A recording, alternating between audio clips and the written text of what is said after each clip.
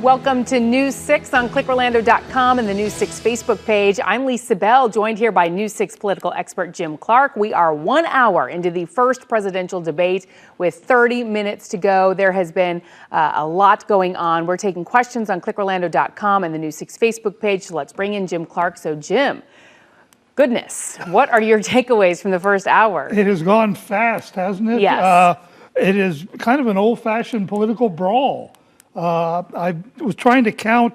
I think Vice President Biden has called the president a liar 3 times, and both sides really fighting each other. I was surprised how quickly it turned into a brawl. You have watched so many presidential debates over the years. I won't try and count how many. Have you ever seen a debate quite like this, though, before? Not at all. Okay. Not at all. Both sides came out fighting. I didn't know if Vice President Biden would be able to hold his own, but he has attacked the president. They've questioned each other's intelligence, honesty, and at one point Biden said that President Trump was the worst president we've ever had. So yeah, he also called him a clown twice and said, "Will you shut up, man?" And then, of course, the president wanted to kind of debate over who was smarter. Does any of this help them? This, some are even calling it online, obviously a circus right now. Does that help either of their causes? Does it rally their bases? I think it rallies their bases. And remember, there are very few undecided voters left. What they are both trying to do is spur turnout. They are trying to appeal to their bases and get people to turn out. Hillary Clinton lost Florida 4 years ago because her turnout was not what people expected. Donald Trump's turnout was huge. So both candidates need to get their voters to the polls. First question was about the Supreme Court. And of course, whether now was the right time to be nominating someone. That sparked a whole nother battle going into health care, of course, and even Roe v. Wade. Your takes right now, we're looking at this question: how much will the Supreme Court pick be a part of both campaigns? This was actually sent in from a viewer to us earlier today. And obviously, this has become a very big issue, something that we weren't necessarily anticipating becoming such a big campaign issue right now. But it seems like it is obviously the number one issue. It was the first question tonight. It has been an amazing year.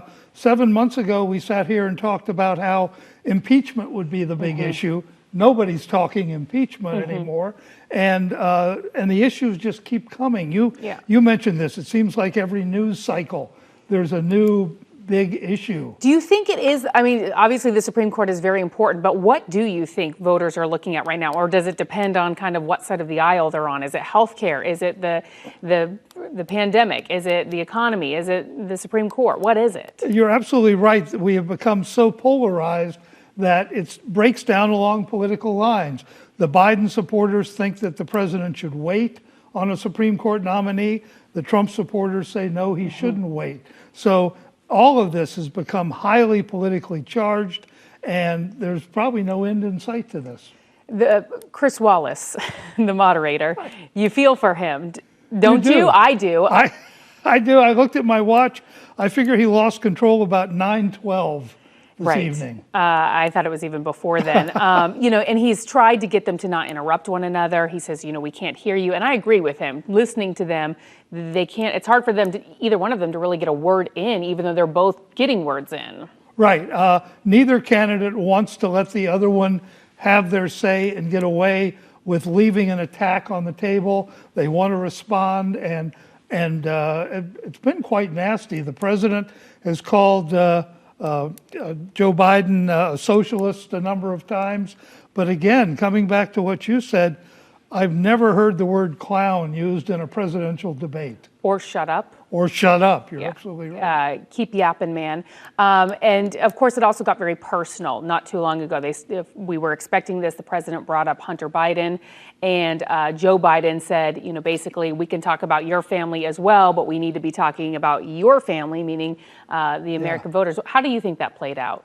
I thought it was obviously prepared, that they had coaxed him on that. He had that line ready to go in case Hunter Biden came up and attacks on his family. So I thought it was pretty good that he was able to respond that way. Talking about the coronavirus, and they went back and forth on the numbers, and of course how Vice President Biden and the Obama administration handled the swine flu pandemic versus the coronavirus pandemic. And Joe Biden said to the president, "It is what it is," quoting the president there, and then he said, "Because you are who you are," and then referring to the fact that we have had 200,000 deaths in the United States. What do you think people at home are thinking about all of this? I don't know. The question is, are there any voters out there who are still undecided? Have they all made up their minds, or any minds being changed tonight?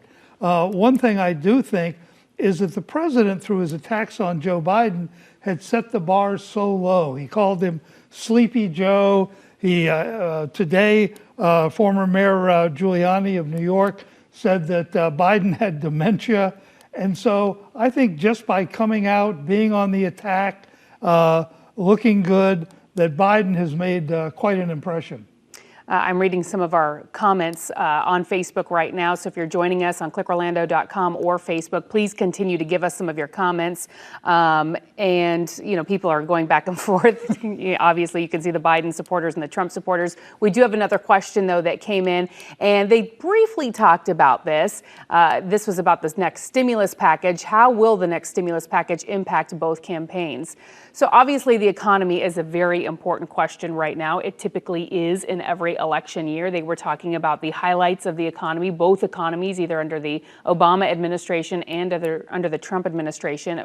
One big question, though, right now is, will Congress be able to reach some sort of agreement? Yeah, I think they've finally come to the realization that to get the economy moving, they've got to do something.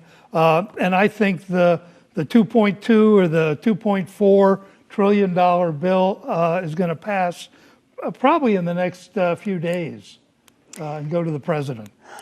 So as we continue to watch this, and you say if there are any undecided voters, we've seen the polls. You and I talked extensively about the polls back in 2016. I mean, really, the only poll that really matters is November 3rd. And we are starting to see some trends. We've seen, apparently, in some places, a record number of absentee ballots already being turned back in. Can you read anything into that already? Yes. Democratic voting is extremely high, higher than Republican voting. Although in Florida, we've had a surge in Republican registration. So nobody quite knows what's going to happen. And as you point out, and as you'll remember 4 years ago, when everyone was predicting a Hillary victory, you said you did not trust the polls. I don't trust the polls. And we're proven correct. Yeah, I mean, because you just don't know. And certainly, obviously in the 2000 election and then in 2016, despite what the polls say and what even the popular vote is, that does not necessarily mean who is going to become the next president of the United States. No, it does not. And look at Florida. People don't realize Hillary Clinton 4 years ago got 300,000 more votes than President Obama. That's great. But President Trump got 500,000 more than Mitt Romney did in 2012.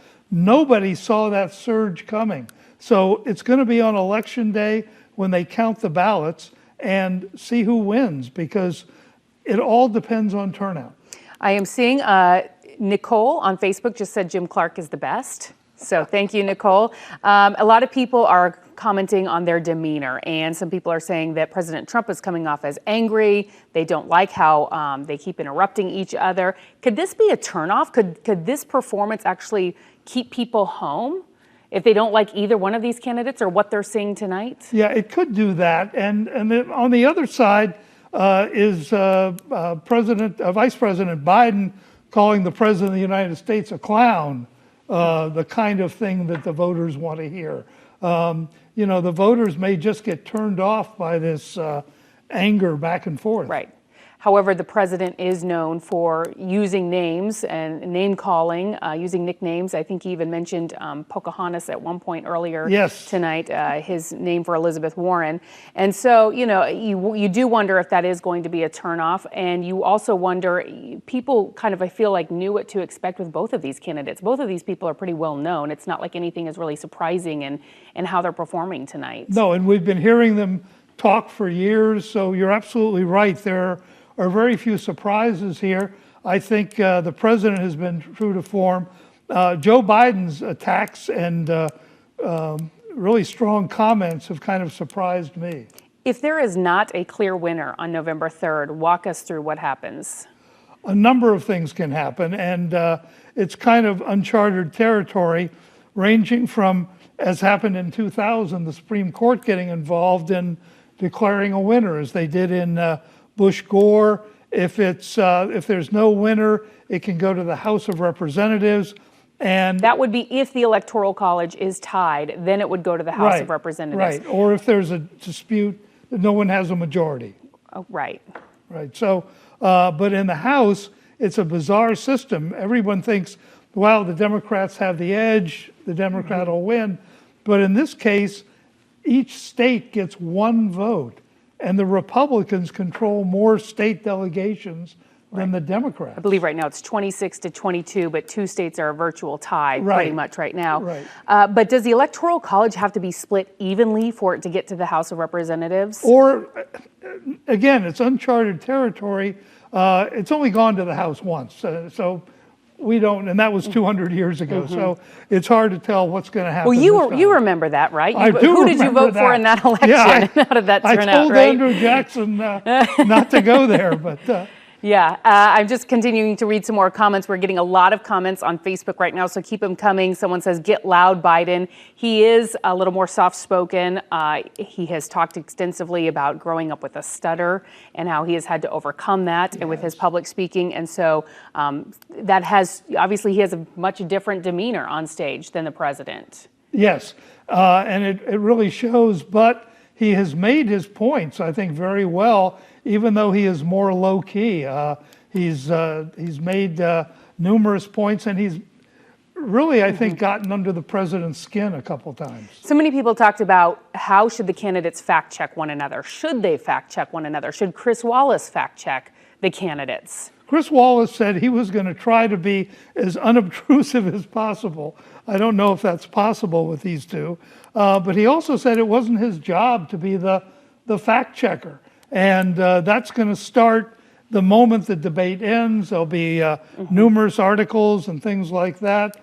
And the spin will start the minute it ends. Yeah. Do you think it's his job to fact check? What's your take on that? Because to me, that just goes to, then we live in this, we're perpetuating falsehoods, and some people are living in an echo chamber and they just hear what they want to hear and they don't necessarily hear the truth. Well, I think it's so hard, and you know this as a news anchor, there's only so much you can handle at one time, and it's hard enough to moderate the debate. Right, just to keep them from two guys interrupting. Yelling at each other without trying to, oh wait, what did he say, and is it true or not? And keep them on task and what they're specifically Exactly. talking about. So obviously this is the first of 3 presidential debates. We're also going to hear from the vice presidential candidates coming up. What do you think? Obviously this format is a little different due to the COVID-19 pandemic. Do you think that helps or hurts either of the candidates? I don't think so. One thing I've noticed that did not happen this time, if you'll remember correctly, 4 years ago, Donald Trump hovered over Hillary Clinton. She was always lurking behind her and always in the frame. You never saw one without the other. And this time, because of social distancing, they're apart. And you're right. The next debate, by the way, is in Miami on October 15th. All right. Well, Jim Clark, we'll be back together again for that debate. Thank you so much for joining Thank us. you. The debate is still going on right now. You can join the conversation and watch it live on clickorlando.com. We're going to have a full recap and more analysis with our political expert, Jim Clark, coming up on News 6 at 11.